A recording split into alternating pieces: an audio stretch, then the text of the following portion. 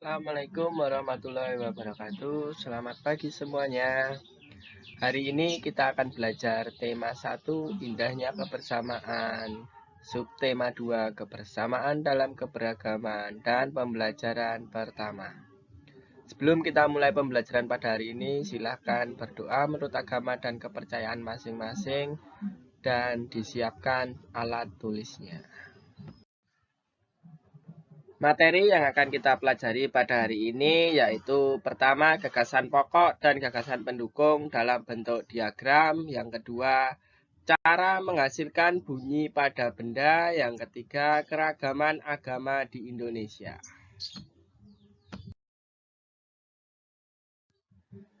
Baiklah anak-anak, sekarang kita akan belajar materi yang pertama tadi, yaitu gagasan pokok dan gagasan pendukung dalam bentuk diagram. Gagasan pokok dan gagasan pendukung akan lebih mudah dipahami jika disusun dalam bentuk diagram. Jadi akan mudah dipahami kalau dibuat dalam bentuk diagram.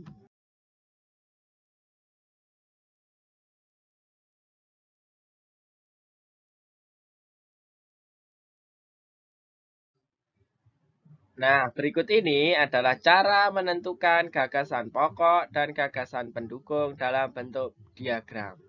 Cara yang pertama yaitu bacalah paragraf dengan seksama.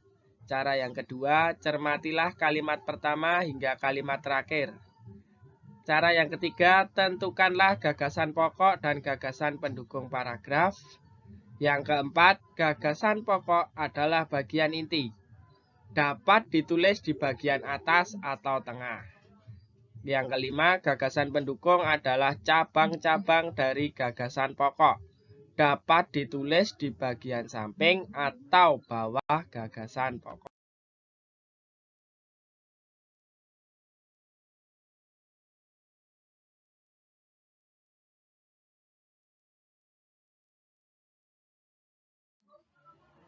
Berikut ini adalah contohnya. Di sini ada contoh teks.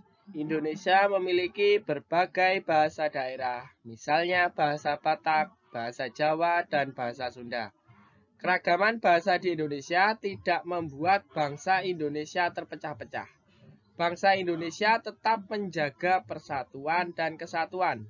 Bangsa Indonesia dipersatukan oleh bahasa persatuan, yaitu bahasa Indonesia. Dari teks ini, kita dapat tentukan dulu gagasan pokoknya adalah Indonesia memiliki berbagai bahasa daerah, misalnya bahasa Batak, bahasa Jawa, dan bahasa Sunda. Gagasan pendukungnya yaitu keragaman bahasa di Indonesia tidak membuat bangsa Indonesia terpecah-pecah. Bangsa Indonesia tetap menjaga persatuan dan kesatuan.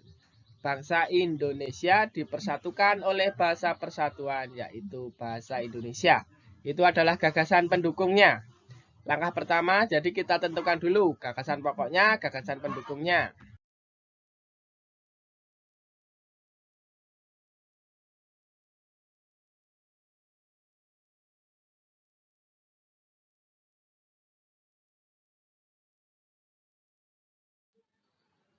Selanjutnya, dari gagasan pokok dan gagasan pendukung tadi, kita buat menjadi bentuk diagram. Di tengah-tengah ini, kita tulis gagasan pokoknya. Indonesia memiliki berbagai bahasa daerah, gagasan pokoknya tadi. Dari gagasan pokok tadi, kita tulis di samping, di atas sebelah kiri, di atas sebelah kanan, dan di bawah gagasan pendukungnya. Di atas sebelah kiri, gagasan pendukungnya, bangsa Indonesia tetap menjaga persatuan dan kesatuan. Di atas sebelah kanan tadi, bahasa Indonesia mempersatukan bangsa Indonesia. Di bawah, gagasan pendukungnya, keragaman bahasa tidak memecah belah bangsa.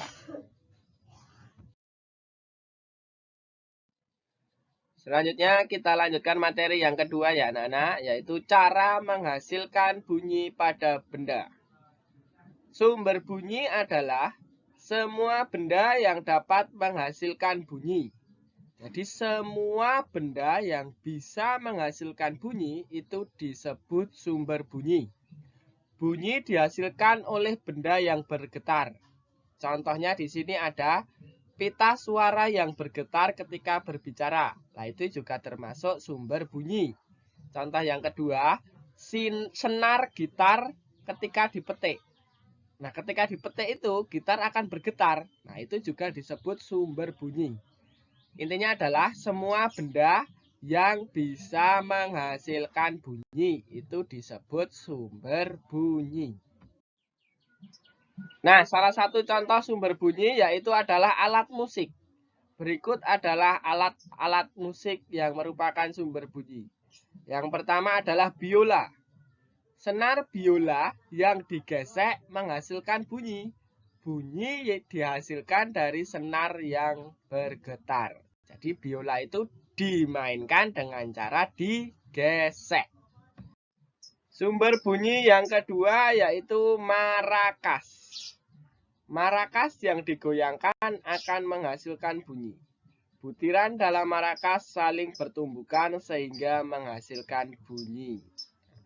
Marakas ini cara memainkannya dengan digoyangkan sehingga menghasilkan bunyi. Yang ketiga yaitu gendang. Saat dipukul, kulit gendang akan bergetar dan menghasilkan bunyi. Gendang ini dimainkan dengan cara dipukul sehingga dapat menghasilkan bunyi. Kita lanjutkan materi yang ketiga yaitu keragaman agama di Indonesia. Di Indonesia itu mempunyai banyak keragaman agama. Jadi agamanya tidak hanya satu kalau di Indonesia itu. Di Indonesia itu mengakui 6 agama. Yang diakui itu ada 6 agama. Yaitu Islam, Kristen, Katolik, Hindu, Buddha, dan Konghucu. Agama yang pertama adalah agama Islam. Kitab sucinya adalah Al-Quran, tempat ibadahnya di masjid. Hari besar keagamaannya yaitu Idul Fitri, Idul Adha, Tahun Baru Hijriah, Maulud Nabi Muhammad SAW, dan Isra Mi'raj. Selanjutnya ada agama Kristen. Kitab sucinya adalah Alkitab. Tempat ibadahnya di gereja. Hari besar keagamaannya hari Natal, hari Jumat Agung, hari Paskah, dan kenaikan Isa Al-Masih. Selanjutnya ada agama Katolik. Mempunyai kitab suci Alkitab, tempat ibadahnya di gereja. Hari besar keagamaannya yaitu hari Natal, hari Jumat Agung, hari Paskah, dan kenaikan Isa Al-Masih. Selanjutnya ada agama Hindu. Kitab sucinya yaitu Weda, tempat ibadahnya di pura. Hari besar keagamaannya adalah hari Nyepi, hari Saraswati, dan hari Pagerwesi. Agama selanjutnya yaitu agama Buddha. Kitab sucinya Tripitaka. Tempat ibadahnya di wihara. Hari besar keagamaannya yaitu hari Waisak, hari Asada, dan hari Katina. Agama yang keenam yaitu agama Konghucu. Mempunyai kitab suci Sisu Wujing. Tempat ibadahnya di Klenteng. Hari besar keagamaannya yaitu Tahun Baru Imlek dan Cap Gomeh. Nah, tadi kita sudah mempelajari 3 materi pada pembelajaran hari ini. 3 materi tadi apa saja anak-anak?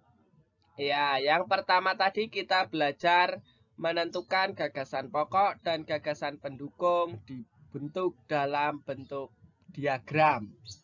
Yang kedua tadi kita belajar sumber bunyi. Ya, sumber bunyi apa saja. Yang ketiga tadi kita belajar keragaman agama di Indonesia. Nah, karena kita sudah mempelajari ketiga materi tadi, selanjutnya sekarang ada soal evaluasi. Soal evaluasi nanti silahkan ditulis di buku tulis, dikerjakan, dan dikirim ke Pak Guru. Soal evaluasi.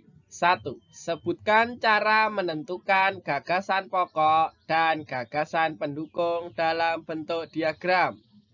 Nomor 2. Jelaskan yang dimaksud dengan sumber bunyi. Nomor 3, sebutkan 3 contoh sumber bunyi. Nomor 4, sebutkan 6 agama yang diakui di Indonesia.